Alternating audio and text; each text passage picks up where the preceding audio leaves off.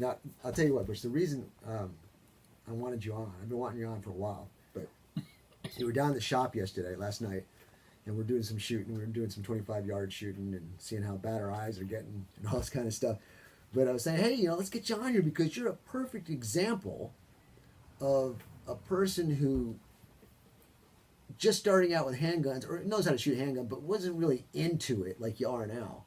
And you've gone through a process and a phase, and there's all these different things that we do down in the shop to enhance our skills. So I thought, let's get you on. We'll talk about it. You're a live experiment, still in the process of getting better and better. It's amazing. I've watched you grow and develop. It's amazing how you've done so well. So, what are your thoughts on that? When you first started coming, how did you get to go there, and what made you want to do it, and things like that?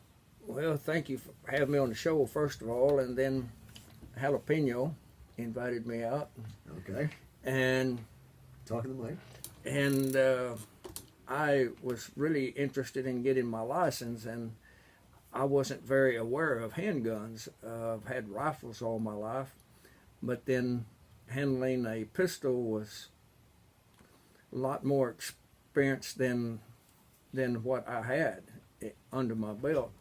And I wanted to be safe, and then I came to you and started my license to carry at that time. Well, I want to say something up front. We're going to go forward and then backwards again, okay? Okay.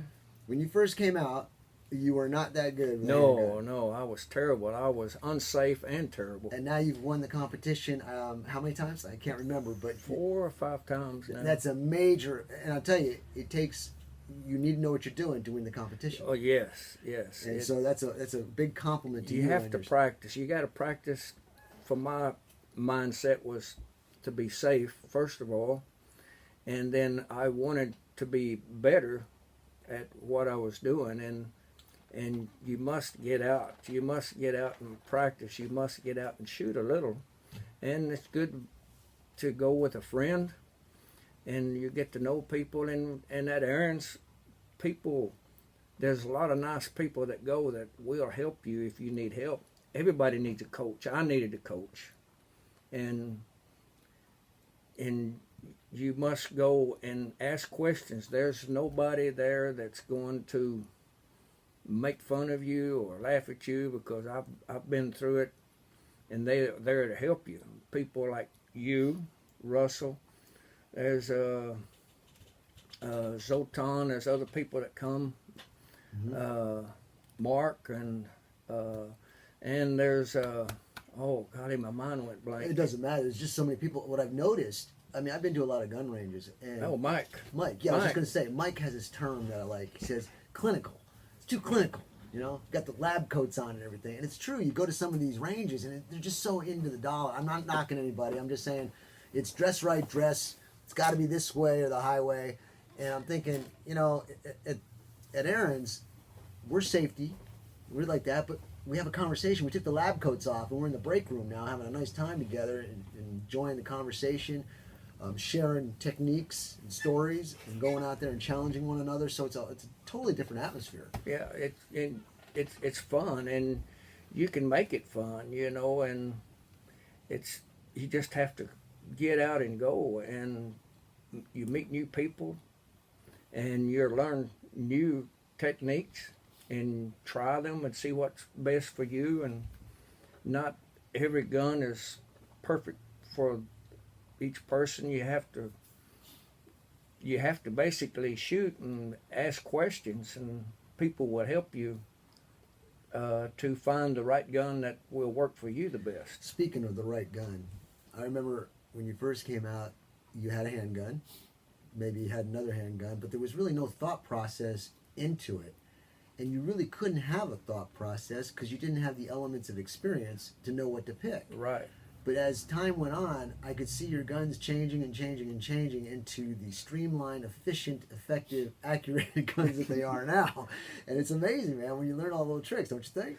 Oh, well, I've taken some home invasion classes from you, and of course you've helped me properly hold the gun proper, but you have to have... Pause on that real quick. What do you think is more important, Butch? Do you think do you think sights on the gun and your ability to sight in the gun for self-defense purposes, I'm talking about, or the grip is more important?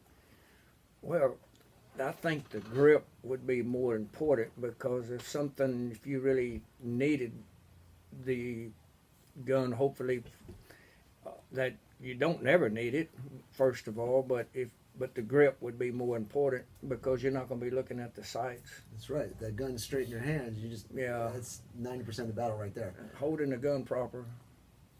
And so, what would you say would be some of your top things that you learned in your progression of learning to the point of your winning? I mean, we never stop learning, of course, but what do you think some of the top things that you've learned? Well, your finger.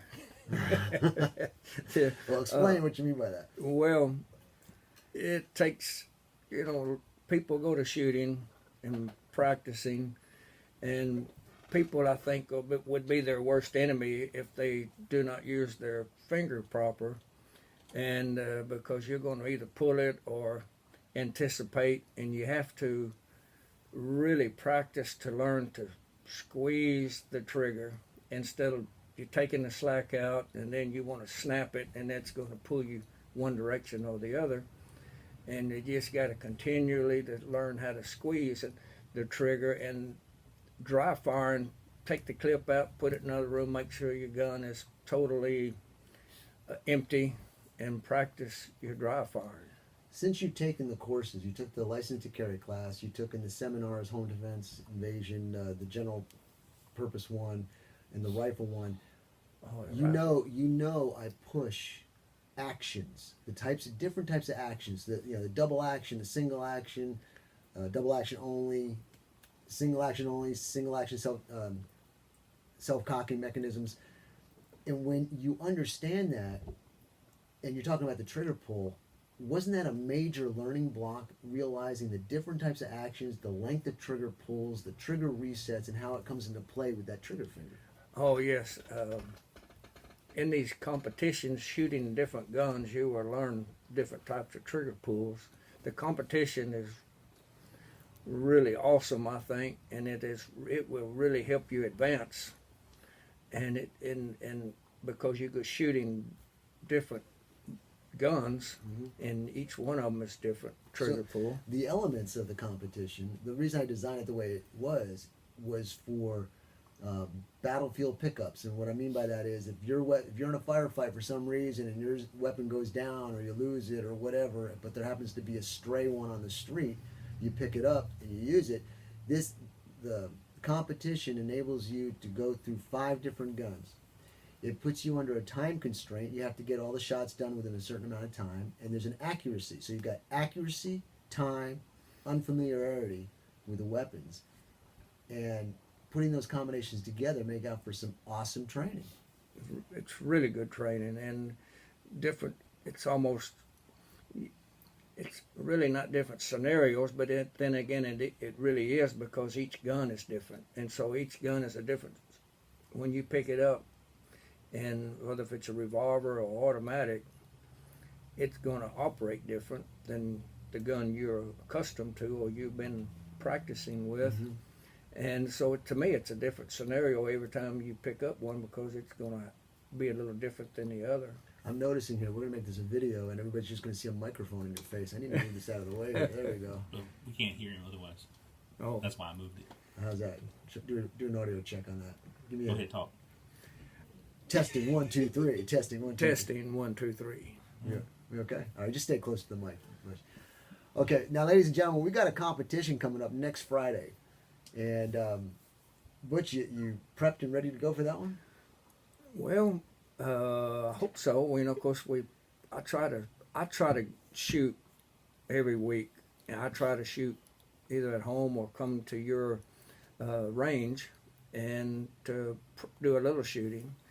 And of course, everybody always wants to win, but it's really hard to win. Isn't it true? We've got some excellent shooters, but they can trip up, and you can have somebody who's an okay shooter actually pull it out and win.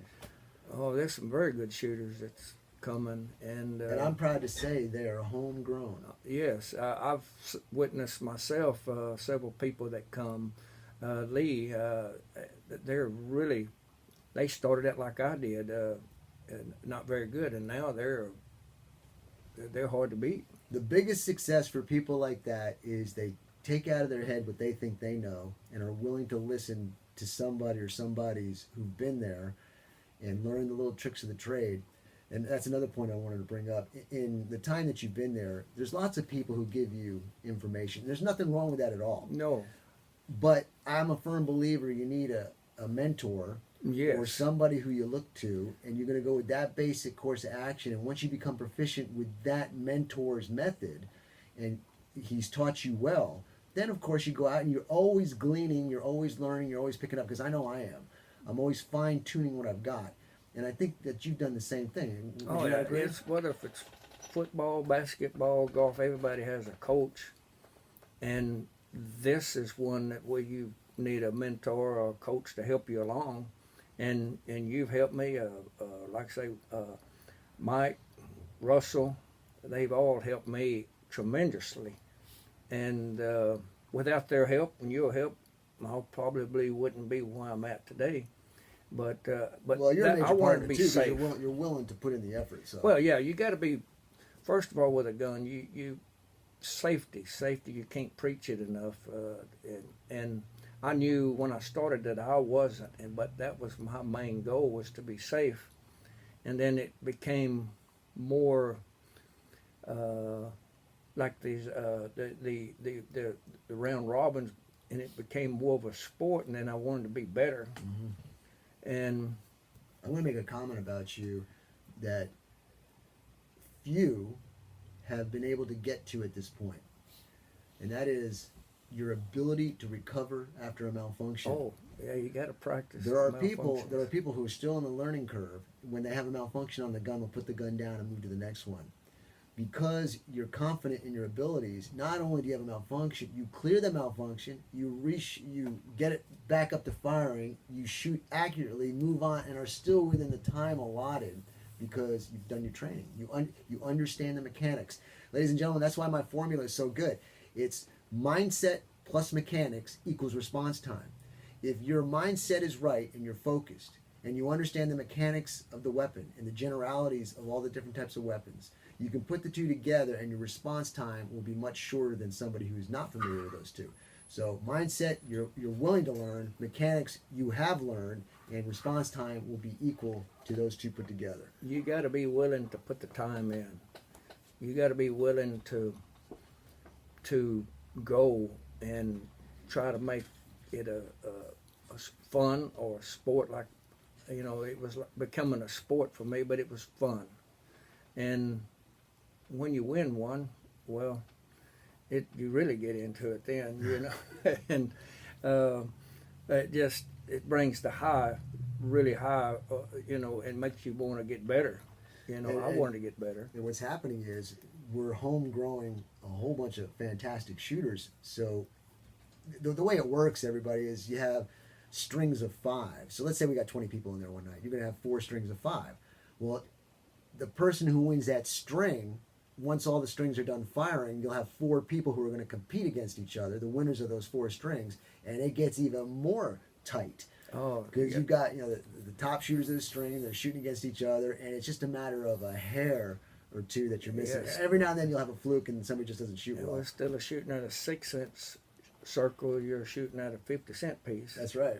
That's right. You got to speed up the process, because if I keep it a normal, we'll be there all night. So I got to make it kind of tough for you guys. But it's a lot of fun, and this is I designed it specifically for self-defense. A person who's on the street who's got a concealed carry weapon or whatever, they can feel confident in their abilities. Picking up anything. That's right. And it's been great for me, but like everything aside, I've always said the safety for me was so very important for me that and if you don't practice, you can't be safe. So you must practice. Butch, what do you think, in your opinion? You started off on certain guns. I don't remember what you started off with. It might have been a llama, which is okay. The old school llamas I like, but I don't even know if that was the one. But I was borrowing guns when I first started. What have you come down to? What do you think you like now, and why? Oh, there's so many. I like them all now. I started out with a single shot 22 revolver, and now I've got several. I'm really partial to the 1911s and the Glocks. I'm still working on the Glock trigger pull, but I'm getting better. But Well, what is it about the 1911 you like?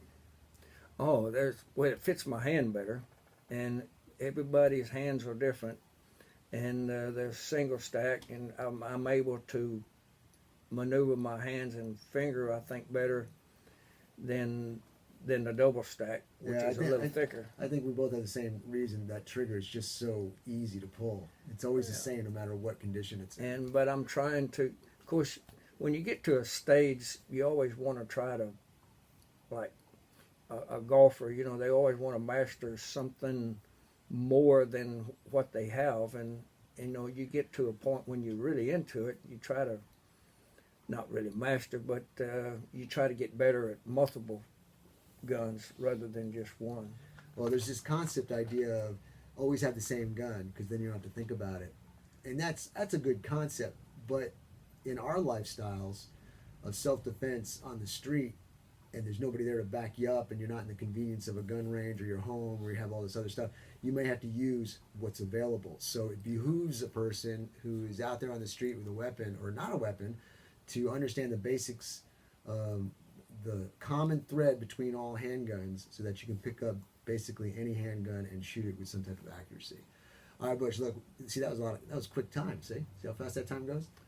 So what would be your final parting comment about the upcoming competition next Friday?